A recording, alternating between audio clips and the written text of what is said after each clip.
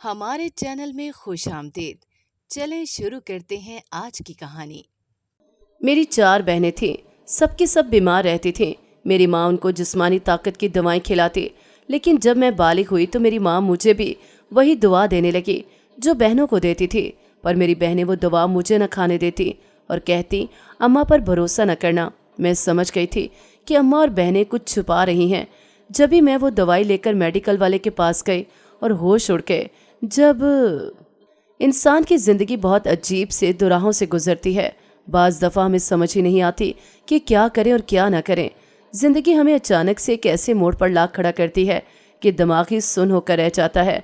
बाज़ दफ़ा हम सोचते हैं कि हमारी ज़िंदगी में इतनी अज़ियतें आखिर क्यों हैं, और ये सिर्फ हमारी ज़िंदगी में ही क्यों हैं। हम में से हर एक को यूँ लगता है ना कि दर्द और दुख सिर्फ हमारी ज़िंदगी में ही है और बाकी सब तो अच्छे से जी रहे हैं। मगर देखा जाए तो आज के दौर में हर दूसरा तीसरा इंसान अजीब सी परेशानियों और उलझनों का शिकार है। किसी के पास पैसा नहीं है तो किसी के पास मुखलिस रिश्ते नहीं हैं। कोई कहीं खुद की किस्मत को कोस रहा होता है तो कोई मोहब्बत का रोना रो रहा होता है। जिंदगी क्या है? एक पानी का बुलबुला। दुनिया की जिंदगी एक पानी के बुलबुले की मानिद है। कब फट जाए किसे क्या पता। हर कोई डिप्रेशन का शिकार रहता है। मैं अपने आसपास के लोगों को देखती हूँ तो मुझे यूँ लगता है कि सब बहुत ही खुशो खुरम जिंदगी गुजार रहे हैं। एक बस मेरी ही जिंदगी मसलों से दो चार है। मेरी कहानी थोड़ी लंबी है और उसे सुनने के लिए आपको मेरे साथ कहानी के आखिर तक रहना होगा। मेरा नाम रूमा है और मुझे बहुत से लोग प्यार से रूमी भी कह के बुलाते हैं। हम कुल 5 बहनें थीं। मेरा कोई भाई नहीं था। हमें हमारी अम्मा ने पाला था। उन्होंने हमें बहुत ही मुशक्क़त से पाला था। हम शहर के एक नहायत ही पसमानदा इलाके में रहते थे। हमारा बाप कौन था और कहाँ रहता था, इस बारे में हमें कुछ भी नहीं मालूम था। न कभी हमारी अम्मा ने हमें कुछ बताया। हमने बस बचपन से अपने इर्द गिर्द अम्मा को ही देखा था। बस कुछ रिश्तेदार थे जिनसे थोड़ी बहुत बातचीत थी, मगर वो भी हमारी ही तरह बहुत गरीब थे। मेरी अम्मा एक बंगले में सफाई सुथराई का काम करती थी। उनकी मालकन काफ़ी खड़ूस थी, मगर तनख्वाह अच्छी देती थी। वैसे भी मेरी अम्मा भी काफ़ी चरब जुबान थी। अपनी बातों के जरिए सामने वाले को शीशे में उतारने के फन से अच्छी तरह वाकिफ थी। बाज़ दफ़ा अम्मा की इस आदत से अक्सर ही मुझे बहुत चिढ़ चढ़ती थी। अम्मा की इसी चापलूसी की वजह से ही अम्मा को ये नौकरी भी मिली थी। न जाने इतनी शातिर औरत को अम्मा ने किस तरह अपनी बातों में उतारा था कि वो आंख बंद करके अम्मा पर एतबार करती थी और अम्मा अपनी मालकन के इसी अंधे एतमाद का अक्सर ही फ़ायदा उठा लिया करती थी।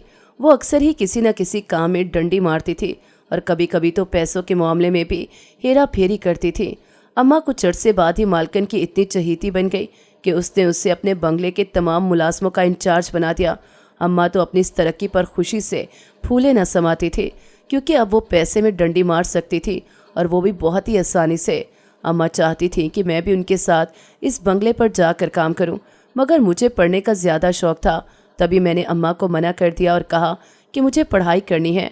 अम्मा को पढ़ाई से सख्त चिढ़ थी, इसने मुझे इब्तदाई चंद क्लासों के अलावा आगे पढ़ने की इजाज़त न दी। वो चाहती थी कि मैं काम करूं और अच्छे पैसे कमा कर लाऊं, मगर मैं ऐसी नहीं थी। मैंने अम्मा से ज़िद की कि मुझे पढ़ना है, मगर वो नहीं मानी। मैंने भी उनके साथ बंगले में काम करने से इनकार कर दिया। अम्मा को सख्त ताव आया।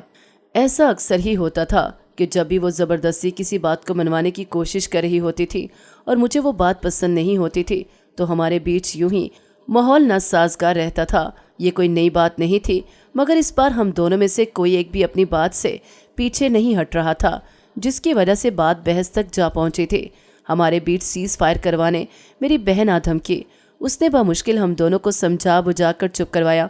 मैंने दिल ही दिल में तय कर लिया था कि मैं कुछ भी कर लूँगी, मगर अम्मा के साथ इस बंगले में जाकर काम नहीं करूँगी। मेरी अम्मा मेरी बहनों को जिस्मानी ताकत की दवा खिलाती थी। मुझे आज तक इसकी वजह समझ नहीं आई थी, मगर जैसे ही मैं बालिग हुई अम्मा ने मुझे भी वही दवा खिलाना शुरू कर दी। मगर मेरी बहनें मुझे मना करती कि ये मत खाओ। वो मुझे वो दवा न खाने देती। मुझे अम्मा पर अजीब सा शक होने लगा था। एक दिन मैंने वो दवा ली और मेडिकल स्टोर पर चले गए। मेरा इरादा था कि मैं मेडिकल वाले से पूछूंगी कि ये किस चीज़ की दवा है। मैं अंदर दाखिल हुई और मेडिकल वाले को दवा दिखाई तो उसने मुझे जो कुछ बताया, इसने मेरे होश उड़ा दिए।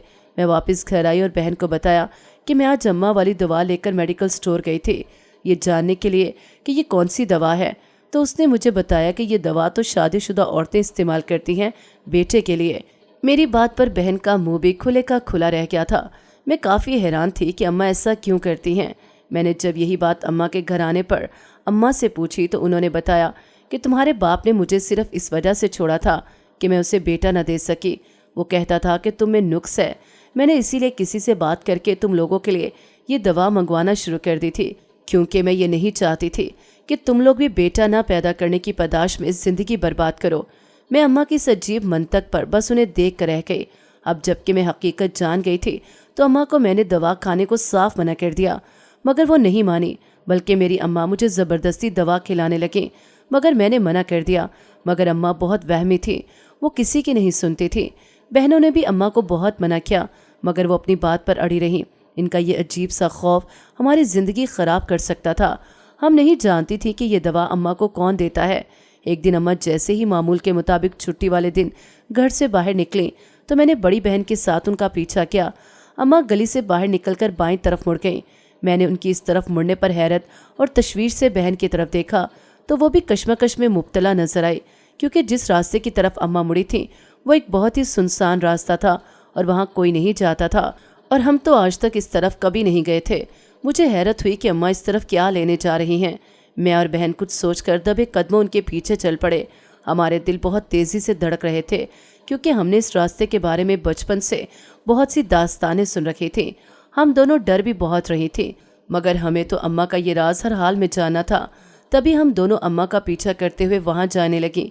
थोड़ी दूर जाकर अम्मा रुक गई और इधर उधर देखने लगी। एक आदमी अम्मा के पास आया और अम्मा को एक डब्बा पकड़ाया, जिसे लेकर अम्मा ने उसे कुछ पैसे दिए और वापस आ गई। हम दोनों भी दूसरे रास्ते से जल्दी से घर की तरफ बढ़ गई। हमें तजस्सुस था कि अम्मा ने इस आदमी से क्या लिया था। घर पहुंचकर हम दोनों मामूल के कामों में लग गए। रात को हमने छुपकर वो डब्बा देखा तो इसमें कीमती जेवर था। हम दोनों दम बखुद रह गए कि ये जेवर अम्मा के पास कहाँ से आए। अगले दिन अम्मा ज़बरदस्ती मुझे बहनों के साथ बंगले पर ले गई। वहाँ पार्टी थी कोई और काम करने के लिए वेट्रेस की ज़रूरत थी। मैंने ये काम पहले कभी नहीं किया था, आज पहली बार करने जा रही थी। नीचे मेहमान आना शुरू हो गए थे। मैं इन्हें सर्व करना शुरू हो गई। बहन मेरे साथ ही थी। वो मुझे समझाती जा रही थी कि क्या करना है और कैसे करना है। इसी दौरान में कॉरिडोर से किचन की तरफ कुछ लेने जा रही थी कि मेरी नज़र कोने पर खड़े मालकन के ख़ास मुलाजिम पर पड़ी। वो किसी से बात कर रहा था और कह रहा था कि मालकन का नया हार्ट सेट गुम हो गया है। हर जगह ढूंढ रहे हैं मगर मिल नहीं रहा। मैं इस बात पर चौंक उठी। मेरी नज़रों के सामने वो जेवरात घूम गए जो मेरी अम्मा ने उस आदमी से लिए थे। मैंने भागकर बहन को बताया तो उसने कहा अम्मा ऐसी हरकतें अक्सर करती रहती हैं, मगर ये मामला बड़ा है। बात खुली तो अम्मा की नौकरी चली जाएगी और हम बर्बाद हो जाएंगे। मैंने कहा अब हमें क्या करना चाहिए, तो वो बोली तुम यहाँ संभालो, मैं अभी आती हूँ। थोड़ी देर बाद वो वापस आई तो उसके हाथ में वही डब्बा था। मैंने उससे कहा कि तुम क्या करने लगी हो, तो वो बोली कि अभी मेहमानों का रश बढ़ जाएगा तो मैं ये चुपके से मालकन के कमरे में रखाऊंगी। और फिर उसने ऐसा ही किया। जैसे ही घर पर मेहमानों का रश पड़ा तो बहन ने ऊपर जाकर वो डब्बा मालकन के कमरे में रख दिया। ये पहली बार था कि मैं ऐसी किसी पार्टी में ड्यूटी दे रही थी। मैं कुछ ही देर में थक गई, मगर वापसी पर मालकन ने अच्छा मुआवजा दिया और साथ ही खाना भी अच्छा खासा दिया। अम्मा ने घर आकर जब हर जगह वो बॉक्स ढूंढा और उन्हें नहीं मिला तो हमसे पूछने लगी। बहन ने साफ साफ बता दिया कि वो बॉक्स मैंने रख दिया वापस बंगले पर। अम्मा तो ये सुनकर ही आग बगोला हो गई। मैंने भी कहा अम्मा आपकी ऐसी हरकतों से हम सब फंस सकते हैं। वो पैसे वाले लोग हैं, जेल भी हो सकती है आपको। आप ऐसे काम कैसे कर सकती हैं? और इतने महंगे जेवर चोरी किए आपने। वैसे ही आप पैसे में हेरा फेरी करती रहती हैं, इससे आपका दिल नहीं भरता जो ये कर रही हैं। अम्मा हमारी बात पर हमें कोसने लगी, मगर हमने परवाह न की। अम्मा तो बहुत ही गुस्सा रही अगले कई दिन तक। इन्हीं दिनों मैंने बहन के साथ एक होटल में वेट्रेस की नौकरी करना शुरू कर दी। बहन ने तो कुछ अरसे बाद नौकरी छोड़ दी और अम्मा के साथ बाकी बहनों की तरह बंगले पर जाने लगी, मगर मैंने होटल में ही नौकरी जारी रखी। अक्सर ही मैं मुख्तलिफ पार्टीज में भी वेट्रेस के तौर पर जाती थी। इससे इजाफी मुआवजा भी मिल जाता था। एक दिन इसी तरह की एक बहुत बड़ी पार्टी में मैं गई। ये शोबिस के लोगों की एक पार्टी थी।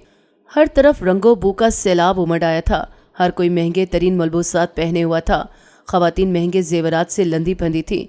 चेहरों पर मशहूर ब्रांड्स के मेकअप किए हुए थे। मैं अभी खड़ी सबका सरसरी जायजा ले रही थी कि अचानक मेरी नज़र कुछ लोगों के झुरमट पर खड़े एक शख्स पर पड़ी। वो वहाँ शायद सबसे कम उम्र था। एक अजीब सा सहर था उसकी शख्सियत में जो भी उसे देख रहा था उसकी तरफ खींचता चला जा रहा था। मैं भी एक दो बार उसके आसपास गई। ये बिल्कुल ही गैर इख्तियारी हरकत सरजर्द हुई थी मुझसे, मगर उसने एक निगाह गलत भी मेरी तरफ न डाली थी। मैं उस पर दिल महसूस के रह गई थी।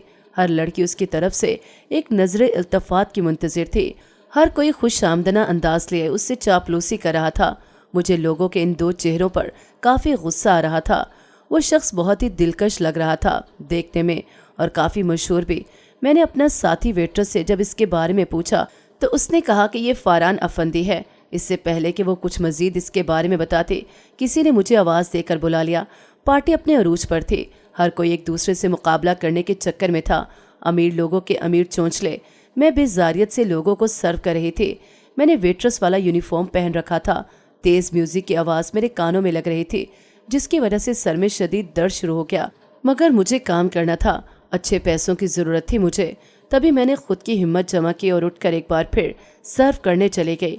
लोगों का हजूम था कि बढ़ता ही चला जा रहा था। मैं कोई पहली बार तो ऐसी किसी पार्टी में नहीं आ रही थी, मगर आज न जाने क्यों मेरा दिल उकता रहा था। मुझे शिद्दत से इस बात का एहसास हो रहा था कि मेरे पास पैसा नहीं और मैं गरीब हूँ। मुझे यूं लग रहा था कि सब मुझे हकारत भरी नज़रों से देख रहे हैं, जैसे हर कोई मेरा मजाक उड़ा रहा है। सब मुझ पर हंस रहे थे और ये ख्याल इतना शिद्दत इख्तियार करता जा रहा था कि मेरा खुद पर काबू पाना मुश्किल होता जा रहा था। मेरा बिगड़ता तनफ्फुस देखकर मिशाल मेरे पास आई और बोली, रोमी खुद को संभालो, क्या कर रही हो तुम? यहाँ अगर मसला खड़ा हो गया तो तुम्हें पता है ना कि हमें लेने के देने पड़ जाएंगे। हम यहाँ चंद पैसे कमाने आए हैं। अगर तुम बेहतर फेल नहीं कर रही तो कुछ देर के लिए कहीं बैठ जाओ, मैं तब तक संभालती हूँ। इसकी बात सुनकर मैं सर हिलाते हुए कोने की तरफ बढ़ गई। मेरी नज़रें पार्टी में मौजूद लोगों के चेहरों की तरफ भटक रही थी। सब एक दूसरे से बढ़कर अमीर थे और अपनी अमीरी और पैसे का खूब रोब जमा रहे थे। मुझे ऐसे लोगों से सख्त नफरत होती थी। मुझे बस पैसा चाहिए था और मैं पैसे के पीछे पागल थी। मेरे लिए इससे बढ़कर कोई चीज़ अहमियत नहीं रखती थी। इसीलिए मैंने अमीरों की पार्टियों में वेट्रेस का काम करना चाहा था। मैं भी वहीं बैठी हुई थी कि कोई मेरे बराबर में आकर बैठा और बोला, क्या हुआ, बहुत थकी हुई लग रही हो। मैंने चौंक कर देखा तो ये वही लड़का था जो मुझे काफ़ी दिलकश लग रहा था। मैंने एक नज़र उसे देखा और फिर वापस सामने देखने लग गई और फिर बोली, हाँ मैं थक गई हूँ बहुत ज़्यादा, मगर सर्व कर करके नहीं बल्कि अपनी गुर्बत से थक गई हूँ। मगर तुम अमीरों को क्या पता कि गुर्बत क्या होती है, घुट घुट कर जीना कैसा होता है, हर वक्त पैसे के लिए तरसते रहना कैसा होता है। तुम लोग तो बड़े बड़े मॉल्स में घूमते फिरते हो, जो चीज़ पसंद आती है झट से प्राइस टैग देखे बिना खरीद लेते हो, मगर तुम्हें अंदाज़ा है कि हम कैसे जीते हैं। अभी महीना आधा भी नहीं होता कि हमारे पास पैसे ख़त्म हो जाते हैं। अगले महीने की तनख्वाह मालिक से उधार मांगनी पड़ती है। इसमें अलग से इतनी बेइज्जती होती है, मगर तुम कहाँ समझोगे ये सब। तुम लोग तो मुंह में सोने का चमचा लेकर पैदा होते हो, हर चीज़ मुयस्सर होती है तुम लोगों को। हम जैसे लोगों को पलट कर देखते तक नहीं। तुम हमारे दुखों को क्या समझोगे। मैं बोलती जा रही थी और वो चुपचाप मुझे देख रहा था। मैंने अपनी बात जारी रखी और कहा कि मैं पैसा कमाना चाहती हूँ, बहुत ढेर सारा पैसा, इतना ज़्यादा कि मैं जो चाहे खरीद लूँ, दुनिया के जिस भी कोने में जाना चाहूँ चली जाऊँ, जितना पैसा खर्च करना चाहूँ कर लूँ, मुझे हर महीने की पहली तारीख का इंतज़ार ना करना पड़े। वो कुछ देर सामने बने फुआरे को देखता रहा और फिर बोला कि तुम ये सब कर सकती हो, तुम इतना पैसा कमा सकती हो, तुम जहाँ चाहे घूमने जा सकती हो। मैंने उसकी इस बात पर चौंक कर उसे देखा और फिर बेख्तियार ही हंस पड़ी। मेरे इस तरह हंसने पर वो मबहूत होकर मुझे देखने लगा था। ये पहली बार नहीं था कि कोई इतने गौर से मुझे देख रहा हो। मैं बेपाया हुस्न की मालिक थी और मैं इस बात से अच्छे से वाकिफ़ थी कि जब भी मैं हंसती हूँ यूँ खिलखिलाकर तो मेरे गालों में पड़ने वाले गड़ों पर कई लोग जान देते हैं। मगर मुझे किसी की सिताइश नहीं चाहिए थी, बल्कि मुझे पैसा चाहिए था, और वो बेतहाशा। वो चंद पल मुझे देखता रहा और फिर अपनी जेब में हाथ डालकर कुछ बाहर निकाला और मेरी तरफ बढ़ाया और बोला, ये लो, इस पते पर आ जाना। मैंने देखा वो एक कार्ड था जो वो मेरी तरफ बढ़ाए हुए था। मैंने थामने से पहले एक नज़र उसे देखा, गोया मैं इसी कश्मकश में थी कि उसे लूं या नहीं। वो शायद मेरा तज़बज़ब समझ गया था, तभी बोला, ले लो, ये तुम्हें बहुत अमीर कर देगा। और मैंने मज़ीद कुछ सोचे बिना ही हाथ बढ़ाकर वो कार्ड उससे ले लिया। मेरे कार्ड थामते ही वो वहाँ से उठा और लंबे लंबे डग भरता वापस इस पार्टी का हिस्सा बन गया। मैं वहीं बैठी अब तक इसको अपने इर्द गिर्द महसूस कर रही थी। मैं उसे नहीं जानती थी, मुझे बस उसका नाम पता था, वो फारान अफंदी था। बस उसका इतना सा ही तारुफ याद था मुझे اس کا دیا ہوا کارڈ میں نے اپنے پرس میں رکھ لیا اور پھر سے اپنے کام میں لگ گئی۔ رات دیر سے جب میں واپس آئی تو دیکھا کہ بہن میرے انتظار میں جاگ رہی تھی۔ اماں اتنا تکلف نہیں کرتی تھی۔ میں نے بہن کو کہا وہاں پارٹی سے کھانا ملا تھا، نکال کر لے آؤ، دونوں کھاتے ہیں۔ وہ سر ہلاتی کچن میں چلے گئی۔ میں چینج کر کے اس کا انتظار کرنے لگی۔ وہ کھانا لائی تو کھانا کھا کر میں نے چائے پی اور پھر سونے کے لیے لیٹ گئی۔ میں اتنی تھکی ہوئی تھی کہ لیٹتے ہی سو گئی۔ صبح میری آنکھ کھلی تو دن چڑھ چکا تھا۔ میں آنکھیں ملتے ہوئے سستی سے اٹھی اور فریش ہونے باتھ روم میں چلے گئی۔ واپس آ کر میں نے کچن کا رخ کیا۔ گھر پر کوئی بھی نہیں تھا۔ اماں اور بہن شاید بنگلے پر گئی ہوئی تھی۔ میں نے اپنے لیے اچھا سا ناشتہ بنایا اور خوب ڈٹ کر کھایا۔ پھر اٹھ کر اپنے پرس کو گھنگالنے لگی تو اسی وقت میری انگلیاں کسی چیز سے ٹکرائیں۔ میں نے باہر نکال کر دیکھا تو یہ وہی کارڈ تھا جو رات کو فاران نے دیا تھا۔ میں نے اسے اپنے سامنے کیا اور پڑھنے لگی۔ اس پر فاران افندی لکھا جگمگا رہا تھا۔ مجھے سمجھ ہی نہ آئی کہ یہ کارڈ اس نے مجھے کیوں دیا تھا۔ تبھی میں نے اس کی بات یاد کرتے ہوئے ایک فیصلہ کیا اور فون اٹھا کر ہوٹل کال کر کے آج کی چھٹی لے لی تھی۔ میں جلدی سے اٹھی اور تیار ہو کر کارڈ پرس میں رکھ کر باہر نکل آئی۔ مین روڈ پر آتے ہی میں نے رکشے والے کو روکا اور اسے کارڈ پر لکھے ایڈریس دکھایا اور اس ایڈریس پر لے جانے کا کہا۔ تقریباً 1 گھنٹے تک کی مسافت کے بعد اس نے مجھے میری مطلوبہ منزل تک پہنچا دیا۔ میں نے اسے کرایہ ادا کیا اور خود اس 1 منزلہ عمارت کے سامنے کھڑی ہو گئی۔ اس کے باہر کسی ایجنسی کا بورڈ لگا ہوا تھا۔ مجھے کچھ بھی سمجھ نہیں آ رہی تھی کہ یہ کس چیز کی ایجنسی ہے اور فرحان نے مجھے یہاں کیوں بلایا تھا۔ میں الجھتے ہوئے اندر کی طرف بڑھ گئی۔ گلاس ڈور دھکیل کر میں جیسے ہی اندر داخل ہوئی تو اے سی کی ٹھنڈی لہر میرے وجود سے ٹکرائی۔ میں نے ریسیپشن پر بیٹھی لڑکی سے اپنا تعارف کروایا اور اسے کہا کہ سر فرحان نے مجھے یہاں بلایا ہے۔ اس نے مجھے انتظار کرنے کو کہا۔ میں وہیں سامنے پڑی چیئرز میں سے ایک پر بیٹھ گئی۔ تھوڑی دیر بعد ریسیپشنسٹ نے مجھے اندر جانے کو کہا۔ میں اس کے ساتھ اندر کی طرف بڑھی۔ یہ آفس اندر سے کافی شاندار تھا۔ ایک دروازے کے سامنے جا کر وہ رک گئی اور مجھے اندر جانے کا اشارہ کیا۔ میں اندر داخل ہوئی تو وہاں سامنے ہی بڑی سی کرسی پر فاران افندی بیٹھا ہوا تھا۔ اسے دیکھ کر میں نے دل میں ایک بیٹ محسوس کی۔ وہ آج پہلے سے بھی شاندار لگ رہا تھا۔ اس نے مجھے بیٹھنے کو کہا تو میں اس کے سامنے پڑی کرسی پر بیٹھ گئی۔ اس نے مجھ سے چائے کافی کا پوچھا مگر میں نے شائستگی سے منع کر دیا۔ پھر مدعے پر آتے ہوئے میں نے اس سے کہا کہ آپ نے مجھے یہاں آنے کو کیوں کہا تھا؟ میں سمجھ نہیں پا رہی ہوں۔ جس پر وہ دھیرے سے مسکرا دیا جیسے کسی بچے کی بات پر کوئی بڑا مسکرا اٹھتا ہے۔ پھر وہ آگے کو ہوا اور اپنی دونوں کوہنیاں ٹیبل پر ٹکا کر بولا، یہ ایک ایڈورٹائزنگ ایجنسی ہے اور تم نے کہا تھا کہ تم بہت سارا پیسہ کمانا چاہتی ہو تو یہ تمہارے لیے پیسہ کمانے کا ایک موقع ہے۔ ہم دراصل ماڈلنگ کرتے ہیں۔ میں مختلف برانڈز کے پروڈکٹس کی ایڈورٹائزنگ کرتا ہوں۔ ہمارا نیا پروجیکٹ شروع ہونے والا ہے، اس لیے مجھے کچھ نئے چہروں کی تلاش ہے اور تمہیں پیسوں کی ضرورت ہے۔ بس اسی لیے میں نے تمہیں اپنا کارڈ دیا تھا اور میں جانتا تھا کہ تم ضرور آؤ گی۔ میں نے اس کی بات سن کے کہا کہ میں ماڈلنگ نہیں کر سکوں گی۔ آج سے پہلے میں نے کبھی یہ کام نہیں کیا اور میرے گھر والے وہ اس کی اجازت ہرگز نہیں دیں گے۔ میری بات پر اس نے کہا کہ کیا تم بے تحاشا پیسہ نہیں کمانا چاہتی؟ اتنا پیسہ کہ تم دنیا گھوم سکو۔ وہ میری آنکھوں میں خواب بن رہا تھا اور میں ان خوابوں کی بھول بھلائیوں میں کھوتی جا رہی تھی۔ اور اس دن بنا مزید کچھ سوچے سمجھے میں نے کانٹریکٹ سائن کر لیا۔ گھر آتے ہوئے میں کافی مسرور تھی۔ اس نے میرا میک اوور کروایا تھا، میرے بالوں کی لینتھ چھوٹی کروائی تھی اور ڈائی کر دیا تھا انہیں۔ میرے چہرے کی تراش خراش کے ساتھ ساتھ میرے کپڑوں میں بھی خصوصی توجہ دی گئی تھی۔ میں گھر آئی تو اماں لوگ آ چکی تھیں۔ اماں میرا انتظار کر رہی تھیں۔ مجھے دیکھتے ہی بولی، تو کہاں چلی گئی تھی؟ آج ہوٹل بھی نہیں گئی، پورا دن کہاں تھی؟ میں نے کہا میں ماڈلنگ ایجنسی گئی تھی، اب سے میں ماڈلنگ کروں گی۔ میں نے ابھی اپنی بات مکمل بھی نہیں کی تھی کہ اماں نے جوتا اتار لیا، مگر میں ڈٹی رہی۔ اس دن اماں سے میں نے بہت مار کھائی مگر اپنی ضد نہ چھوڑی۔ بہنوں نے بھی مجھے بہت سمجھایا کہ یہ کام نہ کرو مگر مجھ پر ایک بھوت سوار ہو گیا تھا۔ میں نے کسی کی کوئی بات نہ سنی اور اپنی مرضی کرتے ہوئے ماڈلنگ کی دنیا میں قدم رکھتی ہے۔ میں نے ماڈلنگ شروع کی تو سب مجھے عجیب نظروں سے دیکھنے لگے۔ کچھ ہی وقت بعد فرحان نے ایک پوش علاقے میں ایک گھر لے دیا مجھے۔ لوگ ہر گزرتے دن کے ساتھ میرے دیوانے ہوتے جا رہے تھے۔ میں اپنی اہمیت سے اب خوب واقف ہو رہی تھی۔ رفتہ رفتہ تیزی سے میں ابھرتی ہوئی ماڈل بن گئی۔ مجھے فلموں میں کام کرنے کی پیشکش آنا شروع ہو گئی تو میں نے اپنا رخ سینما کی طرف بھی کر لیا، مگر کچھ ہی عرصے بعد میں نے فلم انڈسٹری کو خیر بات کہہ دیا اور اپنا دھیان صرف ماڈلنگ کی طرف لگا دیا۔ میں اب انٹرنیشنل برانڈز کے لیے بھی ماڈلنگ کرنے لگی تھی۔ وقت گزرنے کے ساتھ ساتھ میں نے اپنی ہی ایڈورٹائزنگ ایجنسی لانچ کر لی۔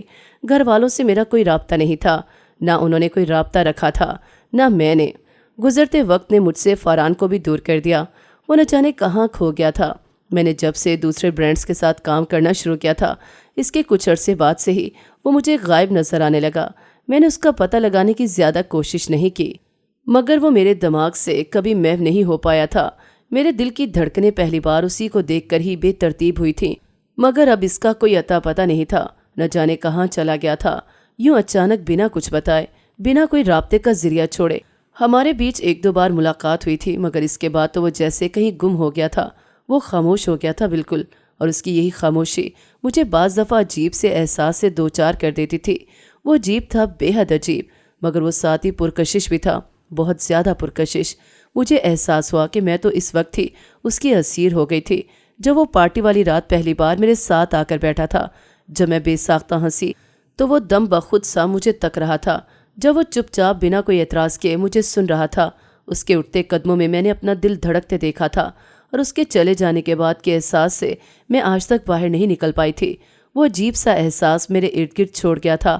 آج اتنے سالوں بعد بھی ایک جانی مانی ماڈل بن کر بھی میں اس کے احساس سے دامن نہیں چھڑا پائی تھی۔ اس نے اس رات مجھ سے جو وعدہ کیا تھا وہ نبھایا تھا۔ اس نے مجھ سے کہا تھا کہ میں بہت امیر ہو جاؤں گی، اور ایسا ہی ہوا۔ میں جس بھی چیز کو پسند کرتی بنا پرائس ٹیگ دیکھے اسے خرید لیتی تھی۔ میں بڑے بڑے مالز میں جاتی تھی۔ اس نے کہا تھا کہ تم جہاں گھومنے جانا چاہو گی جا سکو گی، اور ایسا ہی ہوا۔ میں آئے روز کسی نہ کسی ملک میں آتی جاتی رہتی تھی۔ یہی سب تو میں چاہتی تھی، بے تحاشا پیسہ۔ میرے پاس ان گنت پیسہ بھی تھا، اور میں اسے دونوں ہاتھوں سے اڑاتی بھی تھی۔ مجھے تنخواہ کے لیے مہینے کی پہلی کا انتظار نہیں کرنا پڑتا تھا، مگر اس سب کے باوجود بھی اپنی من چاہی زندگی مل جانے کے بعد بھی میرا دل خالی تھا، اور دل کا یہ خالی پن مجھے اندر سے کاٹتا رہتا تھا۔ مجھے کچھ سمجھ نہیں آتی تھی کہ میں کیا کروں، کس سے کہوں اپنے دل کی کیفیت، کسے بتاؤں کہ میں کس درد سے گزر رہی ہوں۔ میں آہستہ آہستہ ڈپریشن کی مریضہ بنتی جا رہی تھی۔ میرا حلقہ احباب بہت بڑا تھا، مگر اس سب کے باوجود بھی کوئی بھی ایسا نہیں تھا جس کے پاس میرے لیے وقت ہوتا۔ ہر ایک پیسہ کمانے کی دوڑ میں لگا ہوا تھا۔ میں خود کو بہت تنہا محسوس کرتی تھی۔ میں بچپن سے ہی کافی حساس رہی تھی، کسی کی بھی چھوٹی سی بات کو فوراً سے دل پر لے لیتی تھی۔ میری سعادت کی وجہ سے میں اکثر ہی خود سے بھی تنگ پڑ جاتی تھی۔ اب جب کہ میں جو کچھ چاہتی تھی میں نے پا لیا تھا، تو اب بھی مجھے سکون میسر نہیں تھا۔ سکون تو اس راہ میں تھا ہی نہیں۔ مجھے آہستہ آہستہ اس بات کا اچھے سے ادراک ہوتا جا رہا تھا کہ میں نے غلط راہ کا انتخاب کیا تھا، مگر اب یوں لگتا تھا کہ واپسی کی راہیں ساری بند ہو چکی ہیں۔ انہی سوچوں میں غلطاں میں نے ایک خیال سے چونکتے ہوئے اپنی ملازمہ کو آواز دی اور اسے کہا کہ میرے اسسٹنٹ کو فون کر کے ابھی کے ابھی آنے کو بولے۔ وہ بھاگ کر اسے فون کرنے چلی گئی، اور میں وہیں کھڑی اس کا انتظار کرنے لگی۔ تھوڑی دیر بعد اس نے فراز کے آنے کی اطلاع دی۔ میں باہر آئی تو وہ سامنے ہی کھڑا تھا۔ میں نے اسے بیٹھنے کا اشارہ کیا اور پھر اس سے کہا کہ مجھے فاران افندی کا پتہ کروانا ہے۔ میری بات پر وہ منہ کھولے مجھے دیکھنے لگا۔ فراز بہت لمبے عرصے سے میرے ساتھ تھا، اور وہ واحد تھا جو میرے اور فرحان کے بارے میں جانتا تھا۔ اس کی حیرت بجا تھی۔ میں نے اسے کہا میں اسے ڈھونڈنا چاہتی ہوں، اور مجھے پتا ہے کہ صرف تم ہو جو اسے ڈھونڈ سکتے ہو۔ اس نے کہا میں آپ سے وعدہ نہیں کرتا، مگر میں کوشش ضرور کروں گا۔ اس کے جانے کے بعد میں کتنی ہی دیر اسے سوچتی رہی تھی۔ وہ فرحان افندی تھا جسے پہلی بار دیکھ کر ہی میں نے اپنا دل کھو دیا تھا۔ میں آج تک اس کے اثر سے باہر نہیں نکل سکی تھی، مگر پیسے کمانے کی دوڑ میں نے جہاں باقی سب پیچھے چھوڑ دیا تھا، وہی فرحان کو بھی پیچھے چھوڑ دیا تھا۔ پہل تو پھر بھی اس کا نام کبھی کبھی سننے کو مل جاتا تھا، مگر اب شوبز کی دنیا سے تو اس کا نام بالکل ہی مٹ کر رہ گیا تھا۔ کچھ دن بعد ہی فراز نے مجھے اس کا پتہ دے دیا۔ میں نے اس کا شکریہ ادا کیا اور ایک دن اس کے دیے ہوئے پتے پر پہنچ گئی۔ میری حالت عجیب سی ہو رہی تھی۔ ایک لمبے عرصے بعد اسے دیکھنے جا رہی تھی۔ مجھے یوں لگ رہا تھا کہ میں ایک بار پھر 20 سالہ ایک نوجوان لڑکی ہوں جس کا دل اس کے قابو میں نہیں۔ میں نے اتر کر دروازہ بجایا۔ یہ ایک درمیانے درجے کا محلہ تھا۔ یہاں سب گھر تقریباً ایک ہی جیسے بنے ہوئے تھے۔ میں دروازہ کھلنے کا انتظار کر رہی تھی، تبھی اندر سے کسی نے دروازہ کھولا۔ میں نے اس کی طرف دیکھا تو میں حیران رہ گئی۔ وہ فرحان تھا۔ میں اسے ایک پل کو پہچان نہیں پائی تھی۔ یہ تو بالکل ہی کوئی اور لگ رہا تھا۔ وہ بھی شاید مجھے پہچان گیا تھا۔ مجھے اندر آنے کا راستہ دیکھ کر وہ سائڈ پر ہو گیا۔ میں اندر آئی اور اس کی میت میں آگے بڑھنے لگی۔ تبھی اندر سے کوئی لڑکی بولتی ہوئی باہر آئی۔ وہ بھی پہلے جھٹکے سے نہیں سنبھلی تھی کہ مجھے ایک اور جھٹکا لگ گیا، کیونکہ میرے سامنے کوئی اور نہیں بلکہ میری اپنی بہن کھڑی تھی۔ وہ بھی مجھے یوں اچانک اپنے سامنے دیکھ کر حیران تھی۔ پھر اپنی حیرت پر قابو پاتی آگے بڑھی اور میری طرف مصافحے کے لیے ہاتھ بڑھاتے ہوئے بولی کہ میں فرحان کی بیوی ہوں۔ آج تو مجھے شوق پر شوق ہی لگ رہے تھے۔ وہ دونوں میری حیرت بھانپ گئے تھے۔ تھوڑی دیر بعد میں ان کے ڈرائنگ روم میں بیٹھی تھی۔ इन दोनों ने 2 साल पहले शादी कर ली थी। उनकी एक छोटी सी प्यारी सी बेटी भी थी। बहन ने बताया कि अम्मा तुम्हारे जाने के 1 साल बाद ही गुजर गई थी। उनके बाद हमने काफ़ी मुश्किल वक्त देखा। आज से कुछ अर्सा पहले मुझे फरहान मिले। उन्होंने मुझे बताया कि मॉडलिंग की ऑफ़र तुम्हें उन्होंने ही की थी, मगर अब ये सब छोड़ना चाहते थे। उन्होंने सच्चे दिल से तौबा की और हमेशा के लिए शोबिस की दुनिया को छोड़ दिया। मैं इसकी बातें हैरत से सुन रही थी। फिर उसने कहा, तुम यहाँ किस लिए आई थी? मैं उसके सवाल पर उसे देख कर रह गई। अब मैं उसे क्या बताती कि मैं जिसके लिए आई थी वो किसी और का हो गया था। उस दिन वहाँ से बाहर निकलते हुए मैंने शिद्दत से महसूस किया कि मैंने कुछ भी नहीं पाया, बल्कि जो था वो भी खो दिया है। मैं एक मुसाफिर थी जो इतनी लंबी मुसाफत तय करके भी खाली हाथ थी। नाज़रीन, अगर आपको हमारी कहानी अच्छी लगी है तो वीडियो को लाइक करें, शेयर करें और हमारे चैनल को सब्सक्राइब करें। अगली वीडियो तक इजाज़त दें। अल्लाह हाफ़िज़।